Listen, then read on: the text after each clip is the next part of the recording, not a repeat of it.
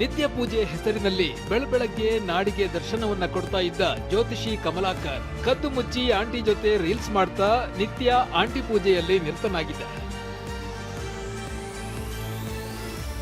Aunty lover ಕಮಲಾಕರ್ನ ಪ್ರೇಯಸಿ ಸುಚಿತ್ರಾಳ insta bio ಹಲವು ಅನುಮಾನವನ್ನ ಮೂಡಿಸಿದೆ. ನೋಡಿ, ನೊಂದ ಹೃದಯ, ಪ್ರೀತಿ ಮಾಡಬಾರದು, ಮಾಡಿದ್ರೆ ಮೋಸ ಹೋಗಬಾರದು ಎನ್ನುವ ಬರಹ. ಇನ್ನು ಇಷ್ಟು ದಿನ ಪ್ರೀತಿ ಗೀತೆ, ಇನ್ನು ಮೇಲೆ ಓನ್ಲಿ ಮನಿ ಅಂದ್ರೆ ಹಣ, ಅದು ಇಂದು ಮುಂದು ಎಂದು ಅಂತ ಇನ್ಸ್ಟಾ ಬಯೋದಲ್ಲಿ ಹಾಕಿದ್ದಾಳೆ. ಈ ರೀಲ್ಸ್ ರಾಣಿಯ ಮತ್ತೊಂದು ಇನ್ಸ್ಟಾ ಬಯೋದಲ್ಲಿ ಸುಳ್ಳಿಗೆ ಇರೋ ನಂಬಿಕೆ ಪ್ರೀತಿಗೆ ಇಲ್ಲ, ಮೋಸದ ಜಗತ್ತು, ಓನ್ಲಿ ಮನಿ, ಬೆಳೆಯೋದಕ್ಕೆ ಬೇಕಾಗಿರೋದು ದುಡ್ಡು ಅಂತ ಹಾಕಿದ್ದಾಳೆ. ಹಾಗಾದ್ರೆ ಪ್ರೀತಿ ಪ್ರೇಮದ ಹೆಸರಿನಲ್ಲಿ ದುಡ್ಡು ಮಾಡ್ತಾ ಇದ್ಲ ಸುಚಿತ್ರಾಗೆ ಮೆತ್ತಿಕೊಂಡಿದ್ದ ಹಣದ ಭೂತ? ಎಂಥ ಅನುಮಾನಗಳು ಮೂಡ್ತಿವೆ.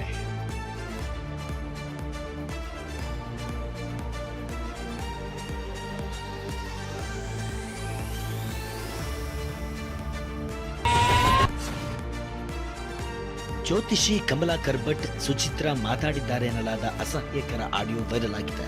ಈ ಆಡಿಯೋದಲ್ಲಿ ನಾನೇ 4 ತಿಂಗಳು ಅವಳ ಹಿಂದೆ ನಾಯಿ ತರ ಹೋದೆ ಅಂತ ಕಮಲಾಕರ್ ಭಟ್ ಮೂರು ಬಿಟ್ಟಂತ ಹೇಳಿದ್ದಾನೆ. ಗೊತ್ತಿಲ್ಲ ನಂಗೆ, ಇವಳೇ ನನ್ನ ಸರ್ವಸ್ವ, ಇವಳನ್ನು ಪಡಿಬೇಕು ಅನ್ನುವಂತ ದೃಷ್ಟಿಯಿಂದ ಅವಳು ಏನು ಮಾಡಿದ್ರು ಕೂಡ ನಾಯಿ ತರದಲ್ಲಿ ಅವಳ ಹಿಂದೆ ಓಡಾಡ್ದ. ನಾನು ಅವಳು ನನ್ನ ಹಿಂದೆ ಬಂದವಳಲ್ಲ, ಅವಳಿಗೊಮ್ಮೆಲೆ ಬೇಕು ಅಂತಂದ್ರೆ ಚಿಟಿಕೆ ಹೊಡೆದ್ರೆ 1000 ನಾಯಿಗಳು ಎದುರುಗಡೆಗೆ ಅಂತೇಳಿ ಬಂದಂತ ಬಿದ್ದು. ಆದ್ರೆ 4 ತಿಂಗಳ ಪರಿಶ್ರಮದ ಫಲವಾಗಿ ಭಗವಂತ ನಂಗೆ ಕೊಟ್ಟು ಅಂತ ಅನ್ಕೊಂಡಿದ್ದೀನಿ. ಗೊತ್ತಾಯ್ತಾ ಮೇಡಮ್?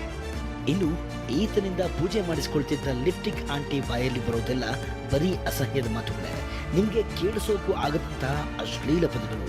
ಹೀಗಾಗಿ ಬೀಪ್ ಹಾಕಲಾಗಿದೆ. ಹಲೋ, ಅವನಿಗೆ ಹೇಳ್ತೀನಿ ನಾನೇ, ಲವ್ವರು ನಾನೇ, ಎಲ್ಲದು ನಾನೇ. ದಿನಕ್ಕೆ 4 ಸಲ 5 ಸಲ ಅದ್ರಲ್ಲೂ ಏನು ಗೊತ್ತಾ, ನನ್ನ ಗಂಡನ ಮಾಡ್ಸೋದು ಸುಖನೇ ಬೇರೆ. ನೀನ್ ಯಾವಳೆ, ನೀನ್ ಹೋಗಿ ಗಂಡನ ಅದನ್ನ ಬಿಟ್ಕೊಂಡು ನಮ್ಮ ಗಂಡ ಹೆಂಡತಿ ವಿಷಯದ ನೀನ್ ಯಾಕೆ ಬರ್ತೀಯಾ? ನನ್ಗೆ ಅರ್ಥ ಆಗ್ತದ. ಚಿನಿ ಬಾ ಬಾ, ನಮ್ಗೇನ್ ರಾತ್ರಿನೇ ಬೇಕಾ? ನನ್ನಿಂದ ಸುಚಿತ್ರಾ ದೂರ ಆಗಿ 5 ತಿಂಗಳಾಗಿದೆ ಅಂತ ಗಾಯಗೊಂಡು ಆಸ್ಪತ್ರೆಯಲ್ಲಿರುವ ಪತಿ ಮಹೇಶ್ ನಾಯ್ಕ್ ಹೇಳಿದ್ದಾರೆ. ನನ್ನ ಅಣ್ಣ ಮೃತಪಟ್ಟಿದ್ದಾನೆ ಅಂತ ಮಹೇಶ್ ನಾಯ್ಕ್ ಆಸ್ಪತ್ರೆ ಬೆಡ್ ಮೇಲೆ ಕಣ್ಣೀರಿಟ್ಟಿದ್ದಾರೆ. ಹೇಳಿದ್ರು ಕೇಳ್ತಾ ಇಲ್ಲ ಅವರು. ಆಮೇಲೆ ನನ್ನ ಮಗಳನ್ನ ಕೇಳಿದೆ, ನೀನು ಹೋಗ್ತೀಯಾ ಮಮ್ಮಿ ಜೊತೆಗೆ ಅಂತ ನಾನು ಕೇಳಿದೆ. ಪಾಪ ನಾನು ಹೋಗಲ್ಲ, ಮಮ್ಮಿ ಜೊತೆ ಹೋದರೆ ನನ್ನ ಹೊಡೆ ಸಾಯಿಸ್ತಾ ಕೊಡ್ತಾಳೆ, ನಾನು ಹೋಗಲ್ಲ ಅಂತ ಹೇಳಿದೆ. ನಾನೇನು ಮಾಡಿದೆ, ನಮ್ಮ ರೂಮಲ್ಲಿ ಕೂಡಾಕ್ಬಿಟ್ಟೆ ನನ್ನ ಮಗಳನ್ನ. ಕೂಡಾಕಿದ ತಕ್ಷಣ ಅವಳು ಮತ್ತೆ ಚಾಕು ತಗೊಂಡು ಬಂದರು. ಅವರು ಆ ಹುಡುಗರು 3 ಜನ ಚಾಕು ತಗೊಂಡು ಬಂದರು. ಬಂದ ತಕ್ಷಣ ಏನೋ ಚಾಕು ತಗೊಬರ್ತಿರಲಿಲ್ಲ, ರೌಡಿಜಮ್ ಮಾಡೋಕ್ಕೆ ಬಂದಿ ಅಂತ ನಾನು ಹೆಂಡತಿ ಕೇಳಿದೆ. ರೌಡಿಜಮ್ಮಲ್ಲ, ನೀನು ಸಾಯಿಸ್ತೀನಿ ಅಂತ ನನಗೆ ಹೇಳಿದ್ರು. ತಿರ್ಗಿ ನಾನೇನು ಮಾಡಿದೆ, ಆವಾಗ ನಮ್ಮ ಅಣ್ಣ ಬಂದ, ಯಾಕೋ ಚಾಕುರೆಲ್ಲ ತೆಗಿತಾರೆ ಅಷ್ಟೇ ಕೇಳಿದ್ರು ಸರ್. ಕೇಳಿದ ತಕ್ಷಣ ನಮ್ಮ ಅಣ್ಣನಿಗೆ ಚುಚ್ಚಿಬಿಟ್ರು. ನಮ್ಮಣ್ಣನ ಚುಚ್ಚರು ಅಂದ್ಬಿಟ್ಟು ನಾನು ಬಂದೆ, ತಿರ್ಗಿ ನನಗೂ ಚುಚ್ಚರು. ನನ್ನ ತಾಯಿ ನಿತ್ಯವೂ ನನಗೆ ಮತ್ತು ನನ್ನ ತಂಗಿಗೆ ಚಿತ್ರಹಿಂಸೆ ನಡೆಸಿದ್ರು ಅಂತ ಸುಚಿತ್ರಾ ಪುತ್ರಿ ಅಳಲು ತೋಡ್ಕೊಂಡಿದ್ದಾರೆ. ಇನ್ನು ಸುಚಿತ್ರಾಗೆ ಕಮಲಾಕರ್ 2 ಕಾರು 1 ಬುಲೆಟ್ ಬೈಕ್ ಕೊಡಿಸಿದ್ದ ಅಂತ ಸ್ಥಳೀಯರು ಹೇಳಿದ್ದಾರೆ. ನಾನು ಕರ್ಕೊಂಡು ಹೋಗು ಅಪ್ಪ, ಅದೇ ನಾನು ಇಲ್ಲಿ ಇರೋಕ್ಕಾಗ್ತಾಯಿಲ್ಲ, ಹಿಂಸೆ ಕೊಡ್ತಾ ಇದ್ದಾರೆ, ಅದಕ್ಕೆ ನಾನು ಕರ್ಕೊಂಡು ಹೋಗು ಅಂತೇಳಿ ನಾನು ಹಾಕಿದ್ದೆ. ನಾನು ಸತ್ತೋಗ್ತೀನಿ, ನಾನು ಬಂದು ಕರ್ಕೊಂಡು ಹೋಗು ಅಂತೇಳಿ ಹಾಕಿದ್ದೆ. ಅಮ್ಮ ನೀನು ಹೋಗು, ನನ್ನ ಮನೇಲಿ ಇರಬೇಡ, ನಾನು ವಿಷ ಹಾಕ್ಕೊತೀನಿ ಅಂತ ಈ ಥರ ಬೆದರಿಕೆ ಹಾಕ್ತಾಯಿದ್ರು.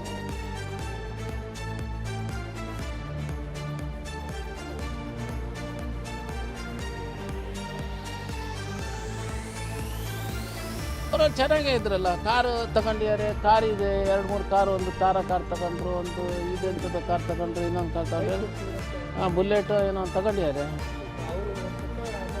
ಅಮ್ಮನೇ ಓಡಿಸೋದು, ಅವರು ಓಡಿಸ್ತಾ ಇದ್ರು. ಮಂಡ್ಯದಲ್ಲಿ ಜೆಡಿಎಸ್ ಬಿಜೆಪಿ ಶೀತಲ ಸಮರ ಮುಂದುವರಿದಿದ್ದು, ಸ್ಥಳೀಯ ಸಂಸ್ಥೆಗಳ ಚುನಾವಣಾ ಮೈತ್ರಿ ಮತ್ತು 2028ರ ವಿಧಾನಸಭಾ ಚುನಾವಣೆ ಟಿಕೆಟ್ ಬಗ್ಗೆ ಫೈಟ್ ಶುರುವಾಗಿದೆ. ಬಿಜೆಪಿಗೆ 3 ಕ್ಷೇತ್ರವನ್ನ ಬಿಟ್ಟುಕೊಡಬೇಕು ಅಂತ ಒತ್ತಾಯ ಎದ್ದಿದೆ. ಇನ್ನು ಕೆಆರ್ ಪೇಟೆಯಲ್ಲಿ ಎಚ್.ಟಿ. ಮಂಜು ಅವರನ್ನ ಮತ್ತೆ ಗೆಲ್ಲಿಸಿ ಎಂದಿದ್ದ ನಿಖಿಲ್ ಮಾತಿಗೆ ಮಾಜಿ ಸಚಿವ ನಾರಾಯಣಗೌಡ ಮತ್ತು ಮಾಜಿ ಶಾಸಕ ಪ್ರೀತಂ ಗೌಡ ಅಸಮಾಧಾನ ಹೊರಹಾಕಿದ್ದಾರೆ. ನಿಖಿಲ್ಗೂ ಅಧಿಕಾರ ಕೊಟ್ಟಿಲ್ಲ, ಸ್ಥಳೀಯ ಮಟ್ಟದಲ್ಲಿ ಯಾರಿಗೂ ಅಧಿಕಾರ ಕೊಟ್ಟಿಲ್ಲ. ನಿಖಿಲ್ ಅವರು ಈ ಮಾತನ್ನ ನಿಲ್ಲಿಸಬೇಕು ಅಂತಲೂ ನಾನು ಹೇಳಿಕ್ ಬಯಸ್ತಾ ಇದ್ದೀನಿ.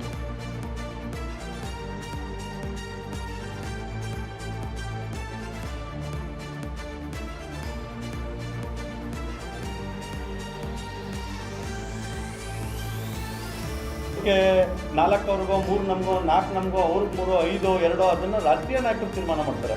ಆದರೆ ಭಾರತೀಯ ಜನತಾ ಪಾರ್ಟಿ ಇಲ್ಲದೆ ಮಂಡ್ಯದಲ್ಲಿ NDA ಪೂರ ಒಂದು ಪಕ್ಷಕ್ಕಿದೆ ಅನ್ನೋಂಥದ್ದು ಯಾವುದೇ ಕಾರಣಕ್ಕೂ ಸತ್ಯ ಇಲ್ಲ. ವಿಧಾನಸಭೆಯಲ್ಲಿ ಬಿಜೆಪಿ ಶಾಸಕ ಶರಣು ಸಲಗರ ಪತ್ನಿ ಬಗ್ಗೆ ಮಾತನಾಡಿದ್ದಕ್ಕೆ ಕಾಂಗ್ರೆಸ್ ಶಾಸಕ ಶಿವಲಿಂಗೇಗೌಡ ವಿಷಾದ ವ್ಯಕ್ತಪಡಿಸಿದ್ದಾರೆ. ಇನ್ನು ನನ್ನನ್ನ ಬಿಜೆಪಿಯವರು ಕೊಬ್ಬರಿ ಕಳ್ಳ ಅಂದ್ರು, ಅದಕ್ಕೆ ಏನು ಪ್ರತಿಕ್ರಿಯೆ ಕೊಡಬೇಕೋ ಕೊಟ್ಟಿದ್ದೀನಿ ಅಂತ ಶಾಸಕರು ಹೇಳಿದ್ದಾರೆ. ಅದ್ಯಾಕಂಗೆ ಕೂಗ್ತೀಯಪ್ಪ, ನೀನು ನಿನ್ನ ಹೆಂಡತಿ ತಹಶೀಲ್ದಾರ್ ಆಗಿರೋದ್ರಿಂದ ಗೆದ್ದು ಇದು ಮಾಡ್ಕೊಂಡು ವಿಧಾನಸಭೆಗೆ ಬಂದಿದೆಯಾ? ಗೊತ್ತಿದೆ ನನಗೂ, ನನಗೆಲ್ಲ ಕುಣಿಬೇಡ ಅಂತೇಳಿ ಹೇಳಿದೆ. ಬಟ್ ನನಗೂ ಎಲ್ಲ ಒಂದು ಸಾರಿ ಮನಸ್ಸಿಗೆ ಅನ್ನಿಸ್ತು, ಮಹಿಳೆಯರನ್ನೆಲ್ಲ ಎಳೆಯೋದಲ್ಲ ಇಲ್ಲಿ ಅಂತ. ಅದಕ್ಕೋಸ್ಕರ ನಾನು ನೆನ್ನೆನೇ ಇದೊಂದು ವಿಚಾರಕ್ಕೆ ಮಹಿಳೆ ವಿಚಾರ ಪ್ರಸ್ತಾಪಿಸಿದ್ದು ನಾನು ವಿಷಾದನ ಹೇಳ್ತೀನಿ. ಬೆಂಗಳೂರಲ್ಲಿ ನಮ್ಮ ಮೆಟ್ರೋ ರೈಲು ಪ್ರಯಾಣದ ಟಿಕೆಟ್ ದರವನ್ನ ಏರಿಸಿ ಅಧಿಕೃತ ಆದೇಶವನ್ನ ಹೊರಡಿಸಲಾಗಿದೆ. ಬಿಎಂಆರ್ಸಿಎಲ್ ಮೆಟ್ರೋ ಟಿಕೆಟ್ ದರವನ್ನ %5 ಹೆಚ್ಚಿಸಿದ್ದು ಫೆಬ್ರವರಿ 9ರಿಂದ ಹೊಸ ದರ ಜಾರಿಯಾಗಲಿದೆ. ವೈಟ್ಫೀಲ್ಡ್ನಿಂದ ಚೆಲ್ಲಘಟ್ಟ ಮಾರ್ಗದ ಸಂಚಾರಕ್ಕೆ ಸದ್ಯ ₹90 ಟಿಕೆಟ್ ದರ ಇದ್ದು, ಇದು 95ಕ್ಕೆ ಏರಿಕೆ ಆಗಲಿದೆ. ಅದರಂತೆ ಸಿಲ್ಕ್ ಇನ್ಸ್ಟಿಟ್ಯೂಟ್ ಟು ಮಾದಾವರ ಮಾರ್ಗದಲ್ಲಿ 90ರಿಂದ 95ಕ್ಕೆ ಹೆಚ್ಚಳ ಆಗಲಿದೆ. ಇನ್ನು ಆರ್ವಿ ರೋಡ್ ಟು ಬೊಮ್ಮಸಂದ್ರ ರೂಟ್ನಲ್ಲಿ ₹60 ಇರೋ ದರ 63ಕ್ಕೆ ಏರಿಕೆ ಆಗಿದ್ರೆ, ಮೆಜೆಸ್ಟಿಕ್ ಟು ವೈಟ್ಫೀಲ್ಡ್ ಮಾರ್ಗದ ಸಂಚಾರಕ್ಕೆ ₹80ಯಿಂದ 84ಕ್ಕೆ ಹೈಕ್ ಆಗಲಿದೆ. ಇನ್ನು ಮೆಜೆಸ್ಟಿಕ್ ಟು ಬೊಮ್ಮಸಂದ್ರ ಮಾರ್ಗದಲ್ಲಿ ಹಾಲಿ ₹80 ಟಿಕೆಟ್ ದರ ಇದ್ದು, ಏರಿಕೆ ಬಳಿಕ ₹84 ಆಗಲಿದೆ. ಮೆಜೆಸ್ಟಿಕ್ನಿಂದ ಚಲ್ಲಘಟ್ಟ ಮಾರ್ಗದ ಸಂಚಾರಕ್ಕೆ ಸದ್ಯ ₹60 ಟಿಕೆಟ್ ದರ ಇದ್ದು, ಅದು ಕೂಡ 63ಕ್ಕೆ ಏರಿಕೆ. ಧೋ ಅನ್ನುತ್ತಿರುವ ಶಬ್ದ, ಆತಂಕದಲ್ಲೇ ಅತ್ತಿತ್ತ ಓಡಾಡ್ತಾ ಇರುವ ಜನ. ಬೀದರ್ ಜಿಲ್ಲೆಯ ಹುಮನಾಬಾದ್ ತಾಲೂಕಿನ ಡಾಕೊಳಗಿ ಗ್ರಾಮ ಮತ್ತು ಒಳಕೇರ ಗ್ರಾಮದಲ್ಲಿ ಕಂಡುಬಂದ ವಿಚಿತ್ರವಿದು. ನಿಗೂಢ ಸ್ಫೋಟ ಸಂಭವಿಸಿದ ಬೆನ್ನಲ್ಲೇ ಡಾಕೊಳಗಿ ಗ್ರಾಮದಲ್ಲಿ ಭೂಮಿಯಿಂದ ವಿಚಿತ್ರ ಶಬ್ದ ಬರ್ತಾ ಇದ್ದು ಭಾರಿ ಆತಂಕ ಮೂಡಿಸಿದೆ. ಬುಧವಾರ ರಾತ್ರಿ ಭೂಮಿಯಿಂದ ಬಂದ ಶಬ್ದಕ್ಕೆ ಹೆದರಿ ಜನ ಮನೆಗಳಿಂದ ಹೊರಬಂದು ನಿದ್ದೆ ಮಾಡಿದ್ದಾರೆ. ಮುಂಜಾನೆ ಗ್ರಾಮಸ್ಥರ ದೂರಿನ ಮೇರೆಗೆ ಗ್ರಾಮಕ್ಕೆ ತಹಶೀಲ್ದಾರ್ ಅಜುಂ ತಬಸ್ಸುಂ ಆಗಮಿಸಿದ್ರು. ಗ್ರಾಮಸ್ಥರಿಗೆ ಧೈರ್ಯ ತುಂಬಿದ್ರು. ಈ ನಿಗೂಢ ಶಬ್ದದ ಬಗ್ಗೆ ತನಿಖೆ ಮಾಡಿಸೋದಾಗಿ ಭರವಸೆಯನ್ನ ನೀಡಿದ್ದಾರೆ. ಮಂಗಳೂರಿನ ಬೆಳ್ತಂಗಡಿ ನ್ಯಾಯಾಲಯದಲ್ಲಿ ಧರ್ಮಸ್ಥಳ ಬುರುಡೆ ಪ್ರಕರಣದ ವಿಚಾರಣೆ ನಡೆದಿದೆ. ಧರ್ಮಸ್ಥಳ ಕ್ಷೇತ್ರದ ಪರ ವಕೀಲರಾದ ಸಿವಿ ನಾಗೇಶ್ ವಕಾಲತ್ತನ್ನ ವಹಿಸಿ ವಾದಿಸಿದರು. ನ್ಯಾಯಾಲಯಕ್ಕೆ ಸುಳ್ಳು ಸಾಕ್ಷ್ಯ ಕಲಂ 215 ಅಡಿಯಲ್ಲಿ ಎಸ್ಐಟಿ ವರದಿಯನ್ನ ಸಲ್ಲಿಸಿತ್ತು. ಮಹೇಶ್ ಶೆಟ್ಟಿ ತಿಮರೋಡಿ, ಜಯಂತ್ ಟಿ, ಚಿನ್ನಯ್ಯ, ವಿಠಲಗೌಡ, ಗಿರೀಶ್ ಮಟ್ಟಣ್ಣನವರ್, ಸುಜಾತಾ ಭಟ್ ವಿರುದ್ಧ ವರದಿ ಸಲ್ಲಿಕೆಯಾಗಿತ್ತು. ಪ್ರಕರಣ ಸಂಬಂಧ ನ್ಯಾಯಾಲಯಕ್ಕೆ A1 ಆರೋಪಿ ಚಿನ್ನಯ್ಯ ಪತ್ನಿ ಜೊತೆ ಹಾಜರಾಗಿ ವಿಚಾರಣೆಯನ್ನ ಎದುರಿಸಿದ್ದಾನೆ. ಇನ್ನು ಯಾವ ಕಾರಣಕ್ಕೆ ಧರ್ಮಸ್ಥಳವನ್ನ ಸಂತ್ರಸ್ತ ಎನ್ನುವ ಬಗ್ಗೆ ನಾಗೇಶ್ ವಾದವನ್ನ ಮಂಡಿಸಿದ್ರು. ಸುಪ್ರೀಂ ಕೋರ್ಟ್ನ ಹಲವು ತೀರ್ಪುಗಳನ್ನ ಜಡ್ಜ್ ಮುಂದಿಟ್ಟು ವಾದಿಸಿದ್ರು. ವಾದವನ್ನ ಆಲಿಸಿದ ನ್ಯಾಯಾಲಯ ಫೆಬ್ರವರಿ 13ಕ್ಕೆ ವಿಚಾರಣೆಯನ್ನ ಮುಂದೂಡಿದೆ. ಎದೆಗೆ ಗುಂಡು ಹಾರಿಸಿಕೊಂಡು ಉದ್ಯಮಿ ಸಿಜೆ ರಾಯ್ ಆತ್ಮಹತ್ಯೆಗೆ ಶರಣಾಗಿ 7 ದಿನ ಕಳೆದಿದೆ. ಇದೀಗ ಪ್ರಕರಣದ ಒಂದೊಂದೇ ರಹಸ್ಯಗಳ ಬಗ್ಗೆ ಮಾಹಿತಿಗಳು ಹೊರಬರ್ತಿವೆ. ಬೆಂಗಳೂರು ಪೊಲೀಸ್ ಆಯುಕ್ತರ ಕಚೇರಿಯಲ್ಲಿ ಎಸ್ಐಟಿ ಸಭೆ ನಡೆಸಿದ್ದು, ಇದುವರೆಗಿನ ತನಿಖೆ ಬಗ್ಗೆ ಚರ್ಚಿಸಿ ಎಸ್ಐಟಿ ಮುಖ್ಯಸ್ಥ ವಂಶೀಕೃಷ್ಣಗೆ ಪ್ರಾಥಮಿಕ ತನಿಖಾ ವರದಿ ಸಲ್ಲಿಸಿದೆ. ರಾಯ್ ಸೂಸೈಡ್ ಹಿಂದಿನ ಸ್ಫೋಟಕ ಮಿಸ್ಟರ್ ಈಗ ಒಂದೊಂದಾಗಿ ಬಯಲಾಗ್ತಿದೆ. ಈ ಆತ್ಮಹತ್ಯೆಗೆ ನಿಖರ ಕಾರಣ ತಿಳಿಯಲು 3 ಆಯಾಮಗಳಲ್ಲಿ ಎಸ್ಐಟಿ ತನಿಖೆ ನಡೆಸಿದೆ. ಕೋಟಿ ಹಣ ಹೊಂದಿಸುವ ಸಂದರ್ಭದಲ್ಲಿ ರಾಯ್ಗೆ ಐಟಿ ಟೆನ್ಷನ್ ಆಗಿತ್ತು. 2 ಬಾರಿ ಐಟಿ ರೇಡ್ ಎದುರಿಸಿದ ರಾಯ್ ದಂಡ ಕಟ್ಟಿ 2 ಬಾರಿಯೂ ರಿಲೀಫ್ ಪಡೆದಿದ್ರು. ಆದರೆ ನಿರೀಕ್ಷಿತ ಆದಾಯವಿಲ್ಲದಿದ್ದರೂ ರಾಯ್ ಹೊಸ ಪ್ರಾಜೆಕ್ಟ್ಗಳ ಘೋಷಣೆ ಮಾಡಿದ್ದು ಐಟಿ ಅಧಿಕಾರಿಗಳ ನಿದ್ದೆಗೆಡಿಸಿತ್ತು. ಬ್ಯಾಂಕ್ ಸಾಲವಿಲ್ಲದ 29 ಪ್ರಾಜೆಕ್ಟ್ಗಳಲ್ಲಿ ಇನ್ವೆಸ್ಟ್ಮೆಂಟ್ ಹೇಗೆ ಸಾಧ್ಯ? ಈ ಹಣದ ಮೂಲ ರಿವೀಲ್ ಮಾಡಿ ಅಂತ ರಾಯ್ಗೆ ಐಟಿ 45 ದಿನದ ಡೆಡ್ಲೈನ್ ಕೊಟ್ಟಿತ್ತು ಎನ್ನಲಾಗಿದೆ. ಐಟಿ ಅಧಿಕಾರಿಗಳ ಈ ಒತ್ತಡಕ್ಕೆ ಸಿಲುಕಿದ್ದ ಸಿಜೆ ರಾಯ್ಗೆ ಹಣ ಹೂಡಿದವರ ಪ್ರೆಷರ್, ಬಿಸಿನೆಸ್ ಒತ್ತಡ ಕೂಡ ಹೆಚ್ಚಾಗಿತ್ತು. ಮನಸ್ಸಿನ ಈ ಆತಂಕ ಹಂಚಿಕೊಳ್ಳಲು ಸಮಾನ ಮನಸ್ಕರ ಕೊರತೆಯಾಗಿತ್ತು. ಇದೇ ಕಾರಣಕ್ಕೆ ಖಿನ್ನತೆ, ಆತ್ಮಹತ್ಯೆ ನಿರ್ಧಾರ ಮಾಡಿದ ಶಂಕೆ ಇದೆ. ಸದ್ಯ ಸಿಕ್ಕಿರೋ ರಾಯ್ ಡೈರಿಯಲ್ಲಿ ಏನಿದೆ, ಮೊಬೈಲ್ನಲ್ಲಿ ಏನಿದೆ ಅನ್ನೋದು FSL ವರದಿ ಬಳಿಕ ಬಯಲಾಗಲಿದೆ. ಲೋಕಸಭೆಯಲ್ಲಿ ಪ್ರಧಾನಿ ಮೋದಿ ಮೇಲೆ ಹಲ್ಲೆ ಮಾಡಲು ಸಂಚು ಮಾಡಿದ ಶಂಕೆ ವ್ಯಕ್ತವಾಗಿದೆ. ದೈಹಿಕವಾಗಿ ಮೋದಿ ಮೇಲೆ ಹಲ್ಲೆ ನಡೆಸಲು ಕಾಂಗ್ರೆಸ್ ಸಂಸದರು ಸಂಚು ಮಾಡಿದ ಶಂಕೆ ಇದೆ. ಹೀಗಾಗಿ ಲೋಕಸಭೆಯಲ್ಲಿ ಮೋದಿ ಭಾಷಣವನ್ನು ಸ್ಪೀಕರ್ ಸ್ಥಗಿತಗೊಳಿಸಿದ್ದಾರೆ. ಪ್ರಧಾನಿ ಭಾಷಣವಿಲ್ಲದೆ ವಂದನಾ ನಿರ್ಣಯ ಅಂಗೀಕಾರವಾಗಿದೆ.